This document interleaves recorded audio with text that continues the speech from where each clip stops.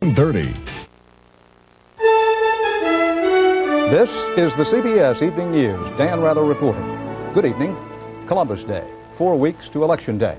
Mike Dukakis and George Bush courted ethnic and middle-income voters today. Dukakis outlined a specific program to help first-time homebuyers. Bush denied ever trying to distance himself from his running mate, blamed the press, and changed tactics, going out of his way today to repeatedly praise Dan Quayle.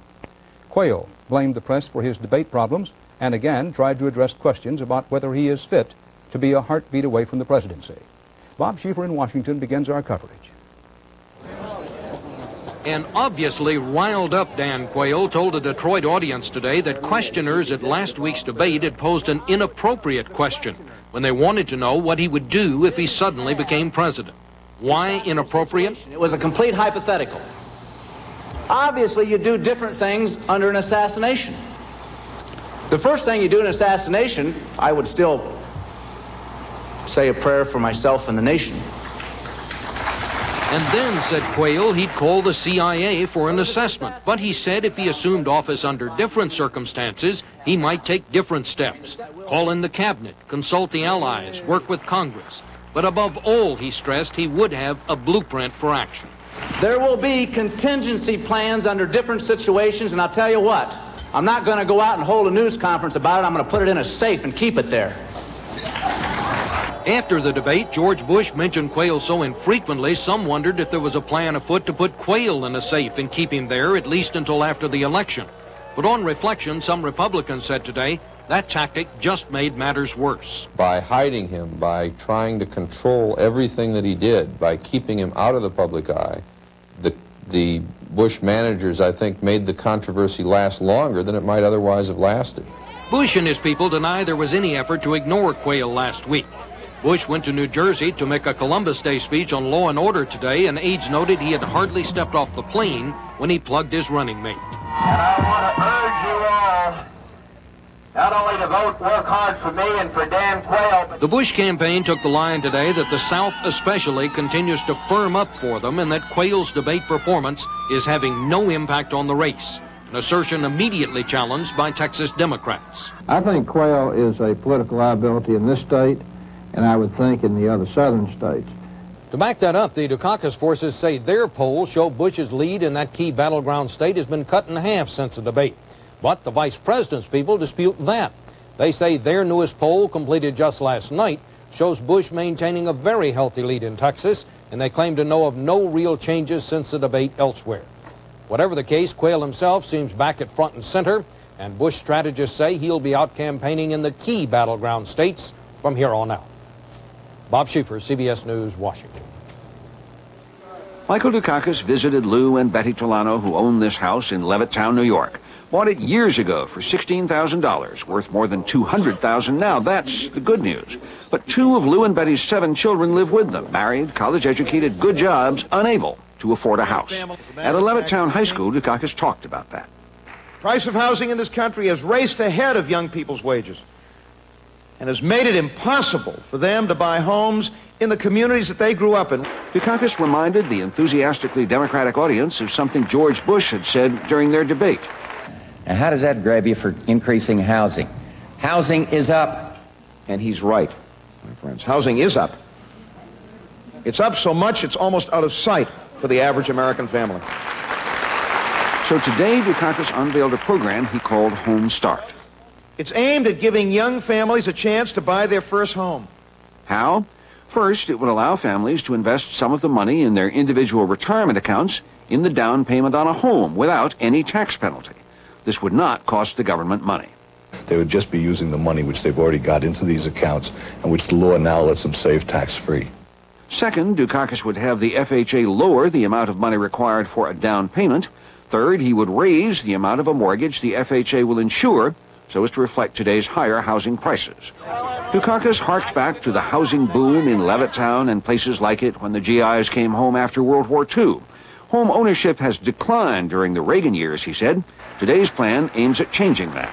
If we could have had this proposal in effect, according to the figures that we've seen, 2 million more Americans would be owning their home today than are doing it today over the last 7 years. Then it was off to the Columbus Day Parade. Lots of party unity. Governor Cuomo, Mayor Edward Koch. Lots of cheers for candidate Dukakis. An older voter with a hug and a kiss. Some younger non-voters, too. Dukakis is mixing campaign events with debate practice this week. And today he seemed bouncy. He still trails in most polls, but rightly or wrongly, he and his staff are feeling better this week, feeling they've found a direction and are on their way. Bruce Morton, CBS News, New York. Even with his specific detailed proposal today to help middle-income Americans afford a house, Michael Dukakis, and for that matter George Bush, have both failed to spend much time and attention on another close-to-home issue, specific plans to help the poor and homeless find decent places to live. CBS News National Affairs correspondent Leslie Stahl looks tonight at the presidential candidates and the politics of housing for the poor. Presidential candidates, you can find them at the Statue of Liberty, in Boston Harbor, at Yellowstone, and Disneyland. But you hardly ever see them here in the inner city in front of decrepit and dilapidated housing projects. The candidates have been so busy chasing after the middle class, they have virtually forgotten the underclass and the homeless. The National Academy of Sciences says in a recent report that 750,000 Americans are homeless on any given night, and that 100,000 of them are children. Authors of that report said they were overwhelmed with a sense of shame and anger. They blame the problem in part on a shortage of low-income housing. To really provide the quantity of fit and affordable housing that is needed, there must be a very substantial program of federal assistance. In Massachusetts, Governor Dukakis led a drive to spend $1 billion on low-income housing. He has yet to outline a specific national program with timetables and price tags, though he spoke of the need in the first presidential debate. We've got to begin to get back to the business of building and rehabilitating housing for families of low and moderate income in this country. If we spend and spend and spend, that is going to wrap up the housing market and we'll go right back to the days of the misery index and malaise that President Reagan and I have overcome. Rather than build new buildings or rehabilitate old ones, Bush supports the Reagan policy of vouchers, where the poor with rental assistance payments go out and find their own housing. The problem is there are fewer apartments to find. During the Reagan years, federal funds for low-income housing went from $32 billion in 1980 to $7 billion today. The result, according to the National Academy of Sciences report, is a decline of 2.5 million low-income housing units during the past decade. The Reagan administration denies that there's even a problem. There is a myth that this country is faced with a housing crisis. That's just not true. There's a shortage of affordable housing that people just can't afford to pay that rent. That's one of the sources of the homeless. People have been pushed on the street because they can't pay the rent. Both candidates avoid promising major new spending programs for the poor. They know such programs are not popular with the middle class. But housing advocates insist that unless significant steps are taken to house the poor, whoever is president will find more homeless people at the end of his term than at the beginning. Leslie Stahl, CBS News, Washington. And still to come on tonight's CBS Evening News, correspondent David Martin on a threat to the U.S. nuclear arsenal because of the shutdown at Savannah River. And Bob Simon with a report on what sentiment there is in Israel for a Palestinian state.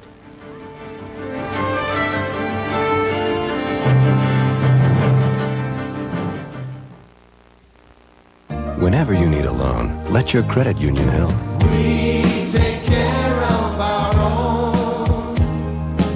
We take care of our own. We work together, pull together, helping with a loan. Because your credit union cares, it offers the protection of CUNA Mutual Loan Insurance. We take care of our own.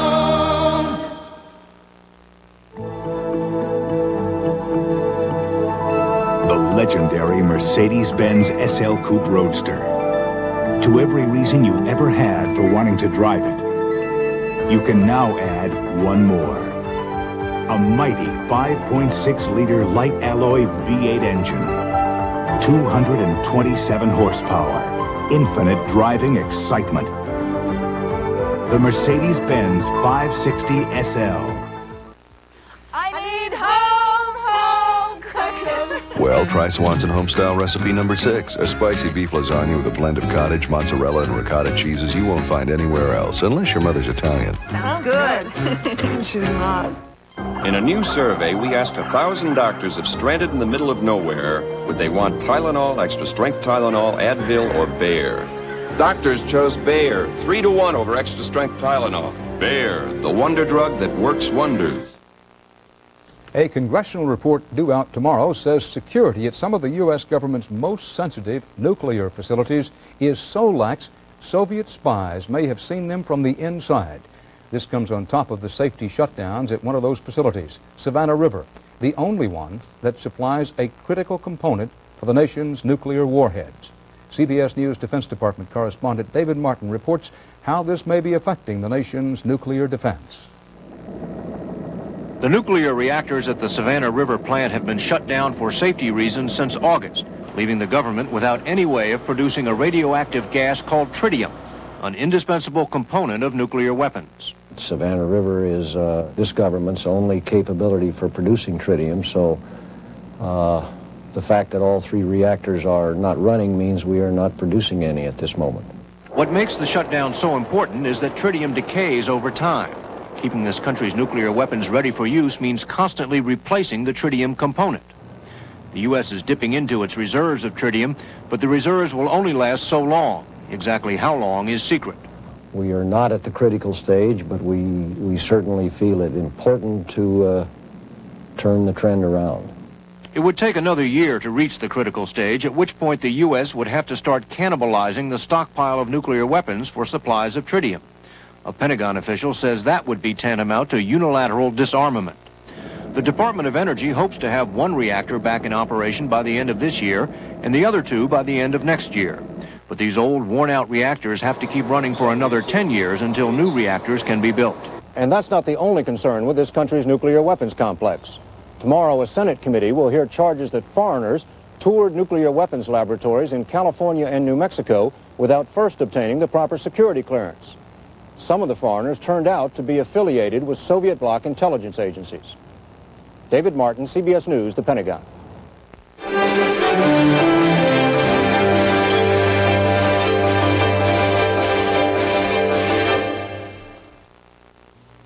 I need a moment in my day. Yes, sir. I've got a Tuesday to make myself at ease. Yes, sir. Thank you. And nothing's like being invisible, and nothing's better for seeing the forest for the trees. And the good to the last drop feeling of Maxwell House, only Maxwell House. That's the good to the last drop feeling of Maxwell House and me. There's something made for your wallet that's more powerful than money. Something that connects you to anyone, virtually anywhere in the world. Bonjour, j'arrive à 10 heures. From any phone in the U.S., Down the car. 24 hours a day. Something that not only saves you time, it saves you money. Hi, John. Just got in. Where's the meeting? Okay, fax it to my hotel. The MCI card. Yeah, we got the green light. It is America's business card. Lunchtime. Good lunch. With fresh baked whole grain breads. Good then, good now in today's Roman meal. Natural whole grain goodness. Make one meal a day a Roman meal. When you have heartburn, you can bet on effective cherry-flavored Rolaids antacid. Calcium-rich, sodium-free, and a winning cherry taste. Cherry-flavored Rolaids. Tastes like cherry, works like Rolaids. After a week of bloody rioting, the president of Algeria went on television tonight to promise economic reforms. Earlier, soldiers opened fire with machine guns on a protest march in Algiers. Tom Fenton in London has more on the Algerian struggle. The revolt has now spread to half a dozen Algerian cities. In Iran, where these clandestine pictures were taken, the army used tear gas and live ammunition against young demonstrators. Here and in the capital Algiers, the cry is for food and the overthrow of the government. In Algiers, relatives gathered outside a morgue to claim their dead. At least 25 today. Far from the news cameras, but watched by helicopter gunships, the army opened fire on 10,000 demonstrators this afternoon in the teeming Kasbah. They were marching to the president's office. 30 years ago, it was the Algerian people led by the FLN who drove the French from Algeria. Today, the one-party socialist state created by the FLN is under attack from the people.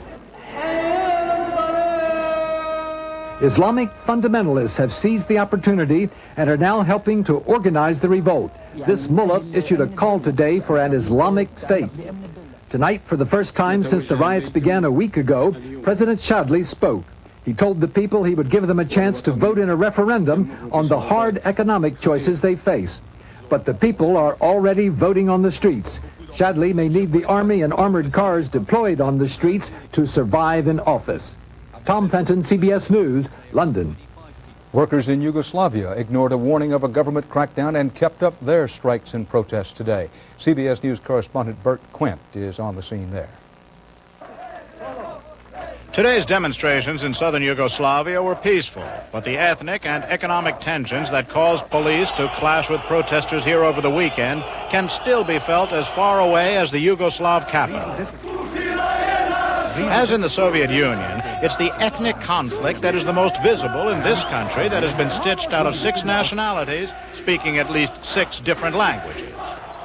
These people are of Serbian descent, protesting against what they say is discriminatory treatment of Serbs by Albanians in the autonomous province of Yugoslavia called Kosovo, where the Albanians are a majority.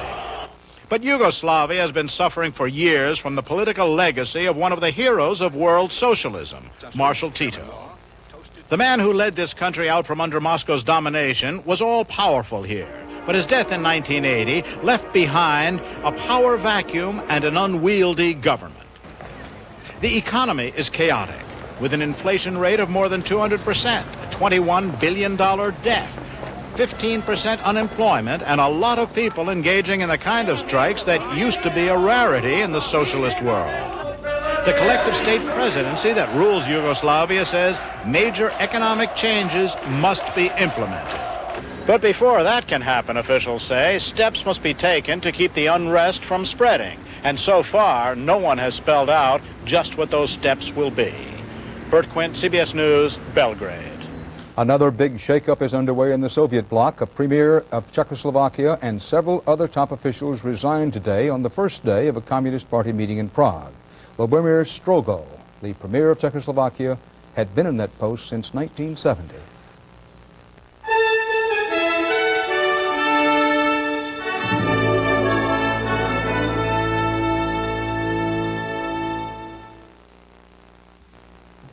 Wait, don't pour the milk. Why? It's just right. So? So it's just right. It has great taste, tons of nutrition, and there's even fiber nuggets in there. Fiber? Yeah, those crunchy things taste good. That's why they're in there. Great, now why am I waiting? Because it's just right, and if you pour the milk, it's going to be something different. Good point. Kellogg's Just Right with fiber nuggets. For 100% nutrition and great taste, it's just right. So? It's just right. So what was it before? It was dry. It's happening now. The great crab harvest of '88 at Red Lobster. King crab from icy Alaskan waters, steaming, succulent. Delicate snow crab to dip, drip, and savor. And get your first taste of our sweet, meaty Pacific Dungeness. We've created 6 crab and seafood combinations starting at $7.95. They're here now, and only at Red Lobster. Friday through Sunday, it's our weekend special, steak and shrimp, just $9.95. With low back pain, every step shoots pain. Up here. Know what helps? Clinically proven Back Guard, a shoe insert. Watch how it absorbs foot shock to relieve low back pain. Amazing. Something down here can help up here. New Back Guard from Dr. Scholl's. Gas pain, bloating. Gas-X has the strongest, fastest relief ingredient. Painful gas is like beer bubbles. Add the leading antacid. Add Gas-X. Only Gas-X gets rid of the gas. The strongest, fastest reliever for gas pain and bloating. Gas-X. A senior PLO official said today that Palestinian leaders have agreed to declare an independent state in Israeli-occupied territory. The declaration of independence would come at a PLO summit later this month over the objections of PLO radicals. The idea is based on accepting Israel's right to exist in return for a Palestinian mini-state in the West Bank and Gaza. And as correspondent Bob Simon reports, it is backed by 11 months of bloody struggle in the territories. The children of Israeli settlers on the west bank of the Jordan are traveling to school with an army escort this semester. And their bus drivers are being taught as well how to react to a Palestinian attack, how to cope when the stones start flying. These practice rocks are tennis balls. By rising up, the Palestinians took their fate in their hands and captured the world's attention. But Israeli lives have also been changed. A.B. Moses lost his wife and small child. My wife was burned to death in front of us, and my 5-year-old son, Tal, was injured very badly. 90% of his body, he was burnt. And he died after 3 months of suffering in hospital. A memorial now marks the spot where a West Bank Palestinian threw a firebomb into the car which Moses was driving with his wife and 3 children. After months in hospital, the 2 surviving kids are back at school now, and their father, for the first time in his life, is becoming politically active. Punishments should be much, much tougher. Otherwise, there's no answer to these things. They can continue. Other mourners, other reactions. Yaakov Guterman's son was killed by Palestinians during that last cycle of the conflict in Lebanon. Guterman is an artist and a dairy farmer, and he's now joining forces with other bereaved parents, Israeli and Arab, to demand what he calls an end to the madness. I think Israel and the Palestinian state, it can be a paradise on earth if we shall not kill each other. The uprising changed the life and views of Amnon Litvak, an importer of textile machines in Tel Aviv, when he's not on reserve duty, an officer and a businessman, leading his men through the narrow streets of Nablus. And what's he accomplishing? You look at yourself and say, well, what have you done at the end of the day? You ran after 100 kids, 8 years old, and you didn't even catch them. Captain Litvak spent 40 days in uniform last year. This year it will be 50 or 60, and he's beginning to think what had been the unthinkable.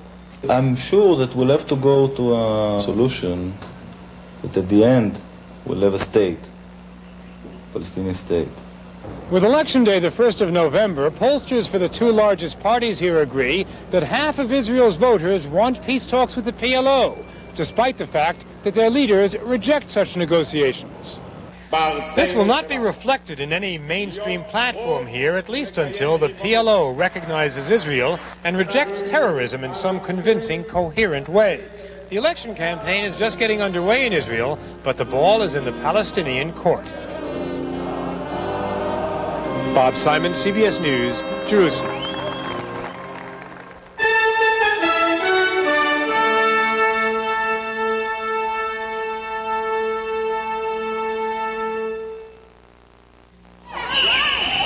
No one knows I just got dentures, and I don't want anything to blow it. Fix it and forget it. Denture is candied everything, but with Fixident, I can get a taste of the local flavor. Fixident and forget it. Fixident helps fix loose spots for a strong hold that lasts longer than any leading cream. I just got dentures, but it hasn't slowed me down. Sergeant, bit of 45, want to hit 45, 45, fierce. Use Fixident and forget it.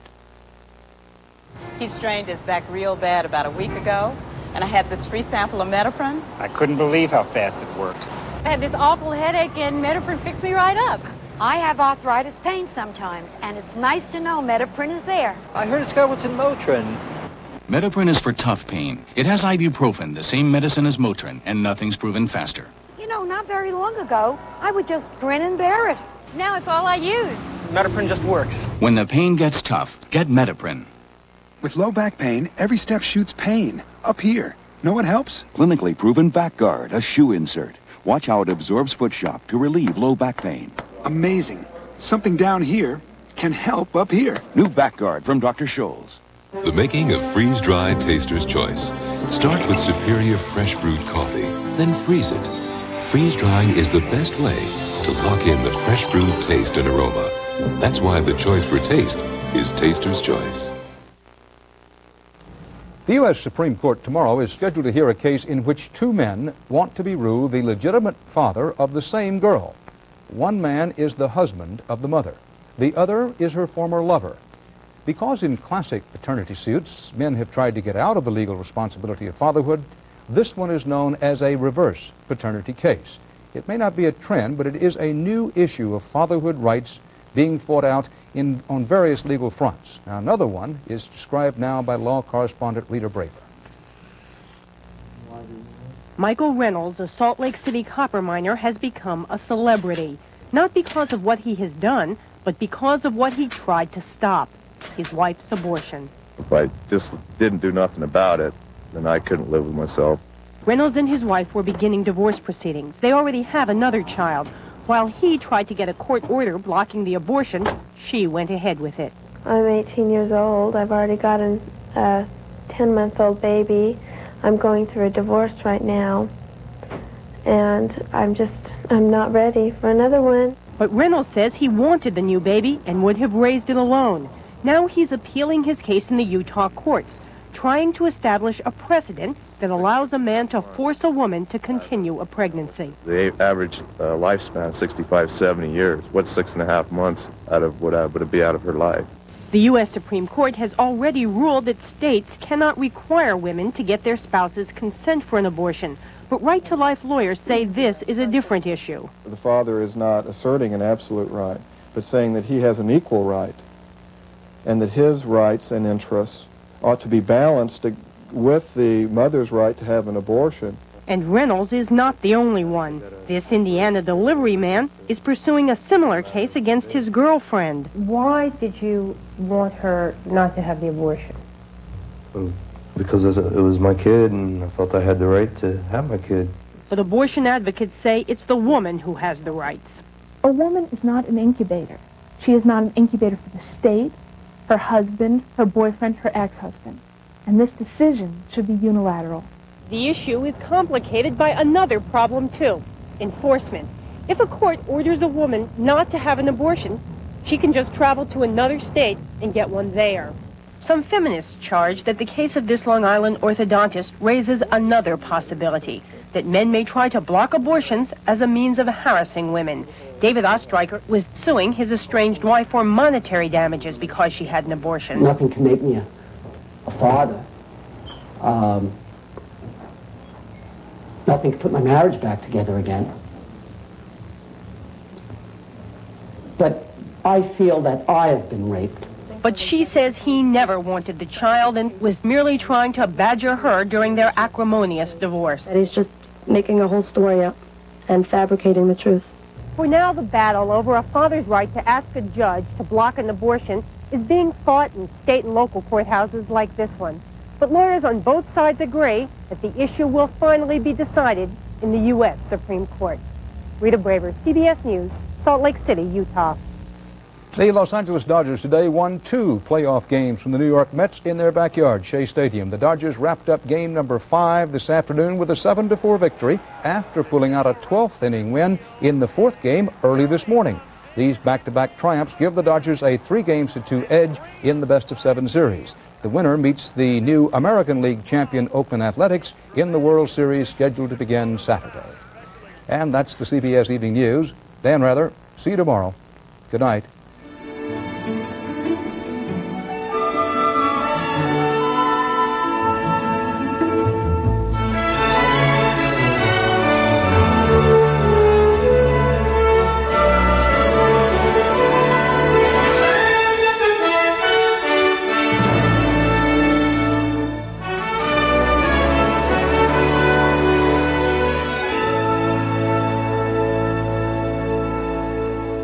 This week, let us make your mornings better than ever. Discover what you're missing with Kathleen Sullivan and Harry Smith, all this week on CBS This Morning. This is CBS. I'm Chris Clark. And I'm Brenda Blackman. Up next on Eyewitness News, a woman critically injured in a bizarre double shooting in Nashville may be the key to solving the crime.